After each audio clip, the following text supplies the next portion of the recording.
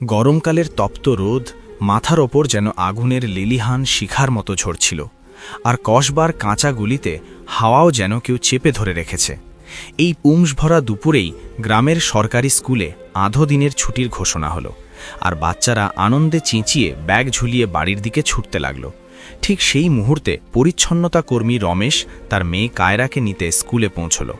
কায়রা, যাকে পুরো কসবায় তার ঝকঝকে চোখ আর তীক্ষ্ণ বুদ্ধির জন্য চেনে, সে রমেশকে দেখা মাত্র দৌড়ে এসে তার কোলে ঝাঁপিয়ে পড়ল আর বলল, আজ তো ছুটি তাড়াতাড়ি হয়ে গেছে, তাই পাপার সঙ্গে আরও বেশি সময় কাটাবো। রমেশ হেসে বললেন, তাকে এখনও ব্যাংকে যেতে হবে, যেখানে তিনি পরিচ্ছন্নতার কাজ করেন, আর কায়রা চাইলে তার সঙ্গে যেতে পারে। কায়রা নিষ্পাপ গলায় জিজ্ঞেস করল, সেখানে গিয়ে সে কি করবে? রমেশ বললেন, শুধু চুপচাপ বসে থাকবে আর বই পড়বে, কখনো ইচ্ছে হলে পাপার কাজও দেখে নিস। এই কথা বলে তিনি তাকে পাশে বসালেন আর দুজনে ব্যাংকের দিকে রওনা দিলেন। কিন্তু তাদের কি করে জানা ছিল যে আজকের দিনটা সাধারণ নয়, বরং ইতিহাসে লেখা হয়ে যাওয়ার মতো দিন। কারণ ঠিক সেই সময় কসবার সবচেয়ে বড় ব্যাংকে তুলকালাম কাণ্ড চলছিল। বড় ডিজিটাল ঘড়ির টিকটিকের সঙ্গে গ্রাহকদের অস্থিরতা বাড়ছিল। প্রতিটি কাউন্টারে কম্পিউটার স্ক্রিন ফ্রিজ হয়ে একটাই মেসেজ দেখাচ্ছিল, সিস্টেম রেসপন্ড করছে না। আর বারবার একই মেসেজ দেখে লোকে রাগে ফেটে পড়ছিল। কৃষি ঋণের কৃষক, ফি জমা দিতে আসা ছাত্র, ভারী মালের পেমেন্ট করতে আসা ব্যবসায়ী, সবাই টেনশনে। ব্যাংক ম্যানেজার বার্মা পুরো টিম নিয়ে সমস্যা বোঝার চেষ্টায় ডুবেছিলেন, কিন্তু কিছুই বুঝতে পারছিলেন না। আইটি টিমকে ফোন করা হয়েছিল, তবুও কোনো সমাধান বেরোচ্ছিল না। গ্রাহকরা কাউন্টারে ঘুষি মারছিল, কেউ চেঁচাচ্ছিল তাদের ব্যবসা এই সিস্টেমের উপর নির্ভর করে, আর আজই যদি পেমেন্ট ক্লিয়ার না হয় তাহলে বিশাল লোকসান হবে। ম্যানেজার বার্মা বারবার কপালের ঘাম মুছতে মুছতে স্টাফদের শান্ত থাকতে বলছিলেন, কিন্তু পরিস্থিতি নিয়ন্ত্রণে আনতে পারছিলেন না। ঠিক তখনই ব্যাংকের দরজা দিয়ে রমেশ আর কায়রা ভেতরে ঢুকল, আর নিজেরাও ভিড় দেখে ঘাবড়ে গেল। কায়রা তৎক্ষণাৎ জিজ্ঞেস করল, এত লোক এত চিন্তায় কেন? ব্যাংকের কম্পিউটার খারাপ হয়ে গেছে নাকি? রমেশ বললেন, হ্যাঁ, আজ সিস্টেমে বড় খারাপই হয়েছে, ইঞ্জিনিয়ার না আসা পর্যন্ত কিছু করার নেই। কিন্তু কায়রার কৌতূহল শান্ত হল না। তার মুখে সেই চেনা জিজ্ঞাসু চমক ফুটে উঠল, যা প্রতিবার কোনো টেকনিক্যাল জিনিস দেখলেই চলে আসে। কারণ কায়রার সঙ্গে কম্পিউটারের আলাদা সম্পর্ক ছিল। পঞ্চম শ্রেণীতে পড়লেও সে স্কুলের পুরনো কম্পিউটার এতবার খুলে ঠিক করেছে যে তার শিক্ষকেরাও অবাক হয়ে যেতেন। কিন্তু আজকের ব্যাপারটা আলাদা ছিল। এটা কোনো ছোট স্কুলের সিস্টেম নয়, এটা একটা বড় ব্যাংক যার লাখ লাখ গুরুত্বপূর্ণ ডেটা দাঁড়িয়ে আছে। কিছুক্ষণ পর একজন টেকনিক্যাল এক্সপার্ট ব্যাংকে পৌঁছল। সে এসে তাড়াহুড়ো করে ল্যাপটপ খুলে কানেকশন করল আর নানা রকম চেষ্টা করল, কিন্তু তার প্রতিটি চেষ্টাই বৃথা গেল। সিস্টেম বারবার সেই ভয়ঙ্কর সতর্কবার্তা দেখাচ্ছিল। গুরুতর ত্রুটির কারণে সার্ভার বন্ধ হয়ে গেছে এবং এখন টাকা নিজে নিজে অন্য অ্যাকাউন্টে ট্রান্সফার হচ্ছে। এটা শুনেই পুরো ব্যাংকের রক্ত যেন শুকিয়ে গেল। এটা শুধু গোলমাল নয়, এটা একটা বড় হ্যাকের ইঙ্গিত। আর এক্সপার্ট স্বীকার করল যে এই লেভেলের সমস্যা সে একা ঠিক করতে পারবে না, কারণ কোনো বাইরের লোক সার্ভারে পৌঁছে গেছে। ঠিক তখন কায়রা একটু দূর থেকে সবকিছু মন দিয়ে দেখছিল, আর সে বাবার হাত টেনে আসতে বলল, একবার চেষ্টা করতে দিন, হয়তো কিছু বুঝতে পারি। রমেশ তৎক্ষণাৎ না করলেন, কিন্তু ম্যানেজার ভার্মা, যিনি কিছুক্ষণ আগেই তাকে ধমক দিয়ে তাড়িয়ে দিয়েছিলেন, এখন নিজের কথাই লজ্জায় পড়ছিলেন। কারণ এক্সপার্টদের ব্যর্থতা তাকে ভেঙে দিয়েছিল। আর তিনি গড়গড় করে কায়রাকে বললেন, একবার সিস্টেমটা দেখো, হয়তো তুমি কিছু করতে পারবে। ব্যাংকের পুরো স্টাফ অবাক হয়ে গেল যে একটা বড় প্রতিষ্ঠানের ম্যানেজার একটা ছোট মেয়ের কাছে সাহায্য চাইছেন। কিন্তু কায়রার মধ্যে কোনো দ্বিধা ছিল না। সে সবসময় কম্পিউটারের সঙ্গে কথা বলতো, যেন মেশিনগুলো তার ভাষা বোঝে। সে ম্যানেজারের চেয়ারে বসল আর কয়েক মুহূর্ত স্ক্রিনের দিকে তাকিয়ে রইল, যেন সে তাকে পড়ছে। তারপর তার ছোট্ট ছোট্ট হাত কিবোর্ডে নাচতে লাগলো, আর পুরো ব্যাংক সেই হালকা টকটক শব্দ শুনছিল, যেন কোনো জাদু শুরু হচ্ছে। স্ক্রিনে কোডের লাইনগুলো খুলতে লাগলো, নেটওয়ার্ক লগ, সার্ভারের ব্যাকডোর ফাইল, আর এমন অনেক সেকশন খুলছিল যেগুলো ছোঁয়ার আগে এক্সপার্টরাও ভাবত।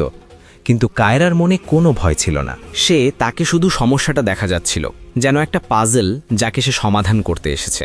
সে বলল, ব্যাকডোর প্রোগ্রাম থেকে হ্যাকার অটো ট্রান্সফার চালু করে রেখেছে, আর এটা কোনো বাইরের সার্ভার থেকে নিয়ন্ত্রিত হচ্ছে। এত ছোট বয়সের মেয়ের এই বিশ্লেষণ ক্ষমতা দেখে অভিজ্ঞ আইটি এক্সপার্টরাও হতবাক হয়ে গেলেন। কিন্তু কায়রা থামল না। সে ফায়ারওয়ালের লেয়ারগুলো একে একে খুলতে লাগলো। নেটওয়ার্ক রিডাইরেক্ট করলো, অটোমেটিক স্ক্রিপ্ট বন্ধ করলো, ট্রোজান ফাইলগুলো ফ্রিজ করলো, আর তারপর মেইন সার্ভারকে ম্যানুয়াল মোডে নিয়ে সরাসরি হ্যাকারের কমান্ড লাইনে পৌঁছে গেল। এটা দেখে এক্সপার্টদের শ্বাস আটকে গেল, কারণ কেউ সরাসরি হ্যাকারের লাইনে ঢোকার চেষ্টা করে না। কিন্তু কায়রা ভয় পেল না। সে হ্যাকারের লাগানো সব ট্র্যাপ নিষ্ক্রিয় করে দিল, আর তারপর সেই সার্ভারে পৌঁছে গেল যেখান থেকে পুরো খেলা চলছিল। সে ম্যানেজারকে বলল, এই সার্ভার গুরুগ্রাম থেকে অপারেট হচ্ছে, আর কোনো একটা ফ্ল্যাট থেকে এসব করা হচ্ছে। তারপর সে টাকা ট্রান্সফার বন্ধ করে দিল, আর যে টাকা আগেই ট্রান্সফার হয়ে গিয়েছিল তা ব্যাংকের অ্যাকাউন্টে রিফান্ড করে দিল। স্ক্রিন হঠাৎ সবুজ রঙে ঝকঝক করে উঠল, আর ব্যাংকের সব কম্পিউটার একসঙ্গে আনলক হয়ে স্বাভাবিক হয়ে গেল।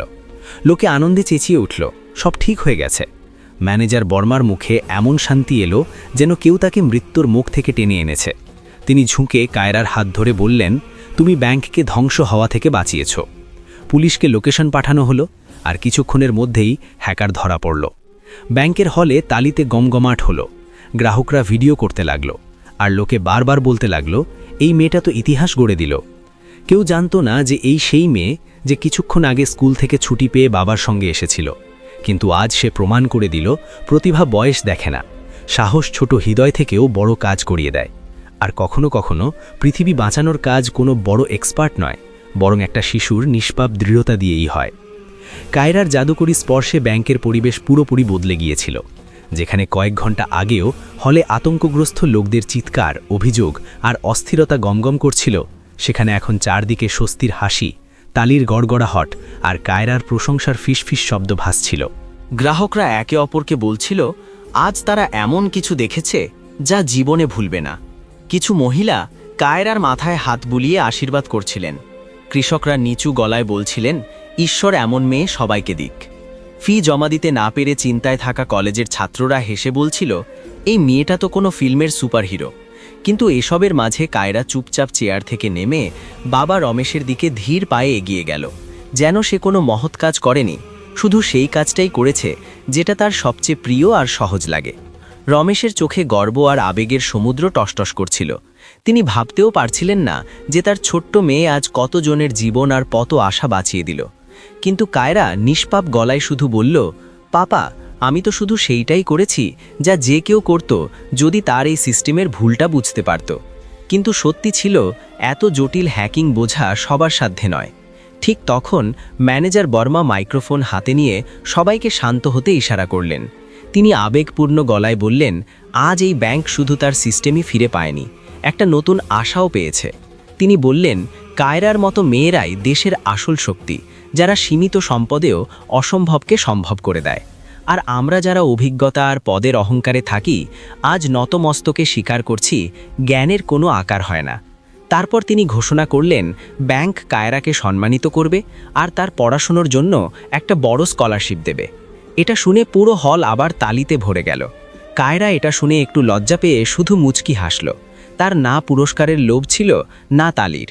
তাকে তো শুধু কম্পিউটারের জটিলতা বোঝা ভালো লাগতো। কিন্তু কেউ জানতো না যে আসল গল্প এখনও শেষ হয়নি। আসল গল্পের সুর তো এখন হতে চলেছে। কারণ পুলিশ যখন হ্যাকারকে ধরে থানায় নিয়ে গেল আর তার কাছ থেকে পাওয়া ল্যাপটপ আর অন্যান্য যন্ত্রপাতি পরীক্ষা শুরু করল, তখন তাদের একটা চমকপ্রদ সত্য জানা গেল। এটা সাধারণ হ্যাক ছিল না, এটা একটা বড় সিন্ডিকেট ছিল, যারা অনেক ছোট কসবা আর শহরের ব্যাংকগুলোকে টার্গেট করছিল। এই হ্যাকার শুধু সেই গ্যাংয়ের একটা ছোট অংশ ছিল, যার পেছনে বড় বড় টেকনিক্যাল মাথা বসেছিল, যারা পুরো দেশের ব্যাংকিং সিস্টেমকে ধীরে ধীরে দুর্বল করছিল, যাতে একটা বড় সাইবার হামলা করা যায়। পুলিশ তৎক্ষণাৎ এই খবর ব্যাংকে দিল, আর এই খবর শুনে ম্যানেজার বর্মা আবার কায়রাকে ডাকলেন। তিনি এখন আগের চেয়ে অনেক বেশি গম্ভীর দেখাচ্ছিলেন। তিনি কায়রাকে জিজ্ঞেস করলেন, সিস্টেমে আবার ঢুকে কি সে বুঝতে পারবে বাকি সার্ভারগুলো কোথায় আর বিপদ এখনও আছে কিনা? কায়রা স্ক্রিনের দিকে তাকালো। তার চোখে সেই তীক্ষ্ণ চমক আবার ফিরে এলো, যা চ্যালেঞ্জ দেখলেই জেগে ওঠে। সে বলল, চেষ্টা করতে পারি, তবে এটা আগের চেয়ে অনেক কঠিন হবে, কারণ এখন শুধু একজন হ্যাকার নয়, পুরো নেটওয়ার্ক অ্যাক্টিভ, যারা লোকেশন লুকোতে অনেক লেয়ারে হামলা করে। তবুও সে সিস্টেম খুলল আর ছোট্ট হাতে কিবোর্ডে কমান্ড টাইপ করতে লাগল। এবার তার মুখ আরও একাগ্র। সে ব্যাংকের নেটওয়ার্ককে আলাদা সিকিউর মোডে নিয়ে দেশের সব কানেকশন লগ ট্রেস করা শুরু করল। যে কাজ সাধারণত বড় সাইবার এক্সপার্টরা 3 দিনে করে সেই কাজ কায়রা কয়েক মুহূর্তেই করছিল। তার চোখ স্ক্রিনে দৌড়চ্ছিল। কোড দেখতে দেখতে সে মনে মনে গুনছিল, সর্ট করছিল, প্যাটার্ন ধরছিল আর নতুন কমান্ড দিচ্ছিল। ধীরে ধীরে সে বুঝতে পারল এই পুরো সাইবার সিন্ডিকেটের শেকড় কোথায় কোথায় ছড়ানো, আর দেখতে দেখতে সে এমন অনেক সার্ভার ধরে ফেলল যারা দেশের বিভিন্ন প্রান্তে লুকিয়েছিল। সে যেন তাদের মধ্যে জড়ানো প্রতিটি সুতো চিনতে পারছিল। কিছুক্ষণ পর সে ম্যানেজার বার্মার দিকে তাকিয়ে বলল, এটা শুধু ব্যাংক হ্যাক নয়, এটা একটা বড় সাইবার হামলার প্রস্তুতি। আর যদি এখনই না থামানো হয় তাহলে আগামী দিনে অনেক ব্যাংক ধ্বংস হয়ে যেতে পারে। এটা শুনে ম্যানেজার বার্মা আর পুলিশ অফিসাররা চমকে গেলেন। তারা তৎক্ষণাৎ উপর মহলকে খবর পাঠালেন। কিন্তু কায়রা বলল, শুধু খবর পাঠালে হবে না, সিন্ডিকেটকে থামাতে তাদের সার্ভারগুলোকে একসঙ্গে ব্লক করতে হবে, আর তাও খুব তাড়াতাড়ি। কারণ যেই তারা বুঝবে কেউ তাদের ট্রেস করেছে, লোকেশন বদলে ফেলবে। এটা শুনে পুলিশ অফিসার ঘাবড়ে গিয়ে বললেন, এটা এত সহজ নয়, এত বড় সাইবার সিকিউরিটি টিম লাগবে। কিন্তু কায়রা শান্ত গলায় বলল, যদি অনুমতি দেন তাহলে আমি এখনই সিন্ডিকেটের মেন সার্ভারে ঢোকার চেষ্টা করতে পারি। যদিও এটা অত্যন্ত ঝুঁকিপূর্ণ, কিন্তু এছাড়া আর কোনো পথ নেই। এটা শুনে পুরো ব্যাংক আবার কায়রার দিকে তাকালো, যেন কোনো যোদ্ধার যুদ্ধের জন্য তৈরি হচ্ছে। ম্যানেজার এক মুহূর্তও নষ্ট না করে বললেন, তুমি যা সঠিক মনে করো করো, দেশের ক্ষতি হওয়া আটকানোই আজ সবচেয়ে বড় প্রাধান্য। আর এই সেই মুহূর্ত ছিল যেখানে গল্প শুধু একটা ব্যাংকের সমস্যা থেকে এগিয়ে এমন একটা মোড়ে পৌঁছতে চলেছে যেখানে একটা 11 বছরের মেয়ে পুরো দেশের সাইবার সিকিউরিটি যুদ্ধে সবার আগে দাঁড়াতে চলেছে, আর কারোর আঁচও ছিল না যে এরপর কি হতে চলেছে। দোস্ত, যদি আপনারা এখনও আমাদের চ্যানেলটা সাবস্ক্রাইব না করে থাকেন তাহলে করে নিন, আর দোস্তদের শেয়ারও করে দিন, লাইক আর কমেন্টও করে দিন, কারণ আপনাদের প্রতিটি লাইক আর কমেন্ট আমাদের জন্য খুব জরুরি।